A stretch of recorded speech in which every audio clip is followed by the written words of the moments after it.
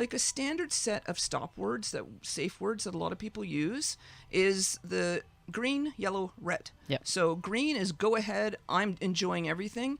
Yellow is slow down, stop, but it's a cautionary. Yeah, it's getting there. It's getting there. You're getting near my. That's starting to hurt now, as opposed to being enjoyable. Yes. Or that's going outside of my comfort zone now, and that type of thing. And then red is full stop, down tools, no more movement whatsoever.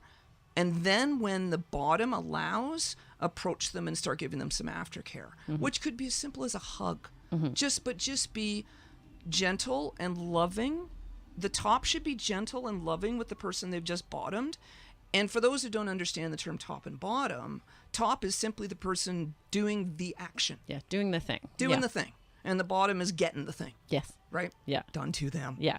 And yeah, along that line, aftercare can look a million different ways. Some people don't like to be touched for aftercare. Some people need alone time. Some people want to go take a warm shower completely by themselves. Some people need a cigarette. Some people need to say, bye, thanks for the time, bye, and go to their other partner or go to their friend's house and talk about their experience. It can look a lot of different ways. It really I think can. The traditional way of aftercare to look at it is kind of a snuggle situation, but it can look lots of different ways, right? Oh, and then one other thought I had while we were saying about the tie, or any other type of material, I feel like a good cautionary thing to say is have a pair of safety scissors around, just in case. Absolutely. I'm really glad you raised that point. Yeah, just for people playing at home. Yeah. And the thing is, for people playing at home, I wouldn't necessarily go with any material at all. You can use verbal restraints just as easily as you can tie someone up. You can just tell them, put your two hands together above your head and leave them there. Yeah. And then do not move. Yes. And oh my word, is that sexy? Yes. So yes. Yes. So okay, so let's then continue on with your story. So yes, when did this whole thing start for you? My it's kind of a long story because my life sort of went through a series of changes. Okay. But I started off very quiet. With a little bit of interest in kink, but nothing I hadn't explored, and I hadn't learned who I really was as a person, to be honest. So, but once I got into my 40s, I started exploring life, and then I met some people, and they became trusted friends, and then they brought me into the kink world and started showing me what this meant, what that term means, why the situation runs the way it does, why it's called a session or a scene, which is an individual over a play period over a certain specific period of time, right? Yeah. What other people would call sex. That's right. What other people might just call sex. Yeah, what vanilla people call a session or a scene. Yes. Right? And the thing is understanding, though, that consent only applies to that scene. And even in that scene, if it's getting close, the top should always be checking, are you okay? Is everything okay? Do you still want to continue? Right? Because this is the thing about consent that is so important nowadays, and one of the issues that we are focusing on with some of our upcoming workshops is consent, what it means in every situation throughout the day. Ongoing, constant conversation. Absolutely. Yeah, constant reading of each other. It's not, I've said this one thing and then now we do it. Exactly. It's like you've said that. Okay, so this is great maybe to talk about. I almost said just quickly talk about, we don't need to talk about it quickly.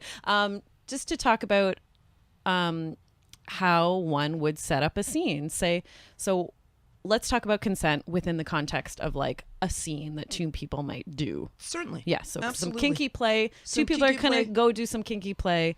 What do we need to do consent wise before that happens and while that happens? Right. Well, some of the play I could suggest to people who are new to the kinky scene is to get into things like role play. So just one of you take on a role and someone else respond and just have some fun with that. And anything and everything can be turned into role play. Like that's the terms like pet play. That's where somebody takes on the role of an animal. Little puppy play, yeah. Exactly, and enjoys that. Little pony play. Exactly, and then there's littles play where someone takes on the persona of a someone like you were talking about aftercare. Yeah. And I find some of the people, they just want a snuggle with a blanket and some soft music. And a coloring book. And a coloring book and a stuffy. And a teddy bear tea party. Yeah. Exactly. Exactly. But to go back to consent, so there's role play, There's light bondage, like we talked Like about. you were saying. Yeah. Verbal bondage, or some really light ties, and make sure you can undo them quickly. Mm-hmm. And also light impact play, spanking. Yes. Spanking is Who doesn't love a little spank? You know what? Just have fun with it. I find very quickly pain turns into pleasure, and then it becomes pure pleasure. Because what you're actually doing with impact play is I was going to start educating and Yeah, please. Oh, please do. Okay, thank you very much. Educate us. Okay, I'll educate you now. What happens with impact play, with the basic action of applying force to another person's body, is you get that pain response. So you get the blood coming up to the surface of the skin, and then you get more sensitivity going on in that space, because now you've got some heat coming on there from the blood, and you've got your nerves more accustomed. And then that way, if you warm someone up, which is always important with impact plays, go slowly again, make sure don't pick something up and whack anybody with it. Yeah. Ever. Yes. Not ever. It's not ever a game. Yeah, Anyways. even a person that, I mean, I know a couple people I have in mind that this does not apply to, but even people that want a very hard, to be hit very hard with an implement, most people are going to need some sort of a warm up. Absolutely. Yeah. Absolutely. Even if they're veterans Exactly. who take really hard hits. Oh, yeah. Almost all of them are going to need a warm up. Oh, yeah. And Yeah. they will never ask a newbie to strike them No. anyways. Yeah. Yeah, you never, that's the thing. In setting up a scene of yourself, you make sure there's a proper consent between the two of you. Yes. And then, you're not going to likely get into those levels of really heavy BDSM. And those would be levels I would suggest not to go into. To stay away from as a beginner. As Yeah, a beginner. for sure. Yeah. Yeah. So even warm up, can we talk about Yes. warm ups? Absolutely. Yes. Absolutely. So What are we talking about when we say warm up? when we say warm up, we would establish who's being the top and who's being in the bottom for the time being, right? Just to make you comfortable with the scene. Talk about these things before you start, by the way. Make sure you establish this is what it means to be, this is what I want to do as a top, and this is what I agree to have done to me as a bottom, right?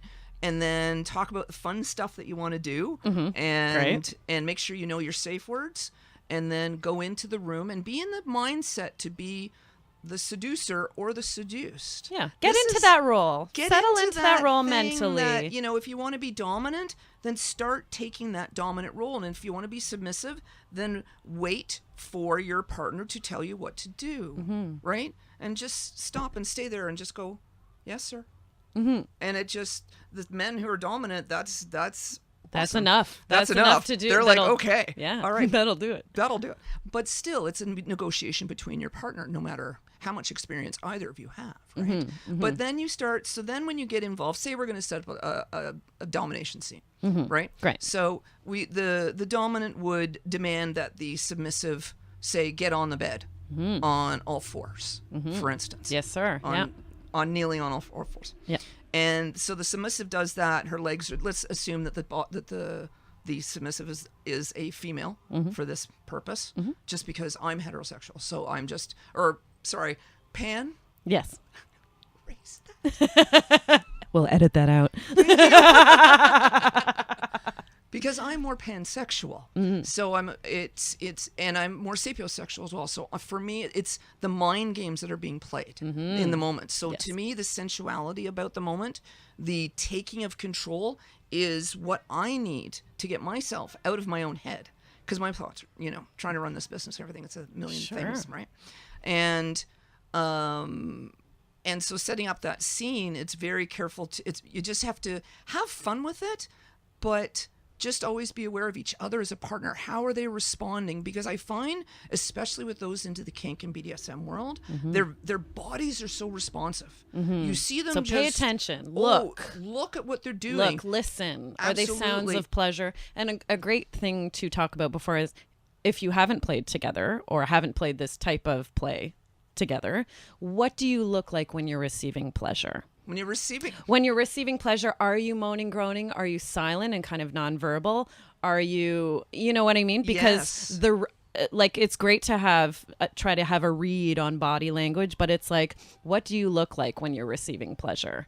might be an important thing to know. It might be, and I would love to say I have a definitive answer, but it so depends on the person. Oh, 100%. Right? Yes. So some people are moaners. Yeah. Right? Some people, you're very aware verbally of their pleasure and what's going on. Mm-hmm. Some people are not. Exactly. Some of them don't. So good information to know beforehand. It can be. So, and again, just listening to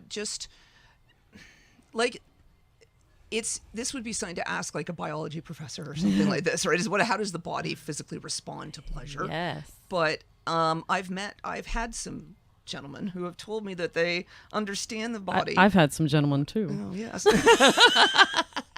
And possibly we'll have some more, maybe. Ideally. But who, there's certain muscles that respond. Yeah. The muscles at the base of your belly that you don't have any much control over, right?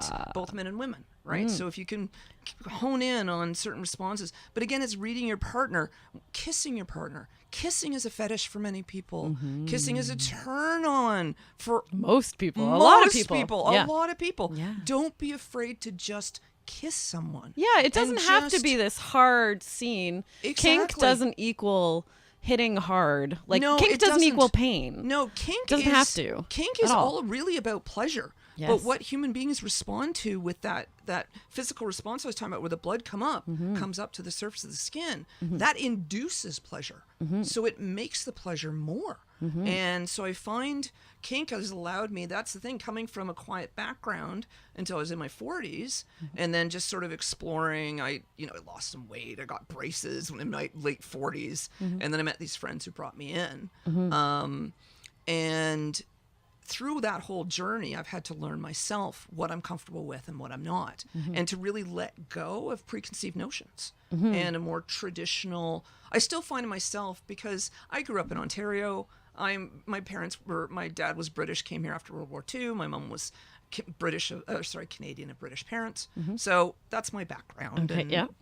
And that just is. So a lot of my preconceived notions I've had to really say, oh, no, don't say things that way. That is not appropriate anymore. Right. And understand that the responses of someone now are there's across the map, and it's up to you and them, right?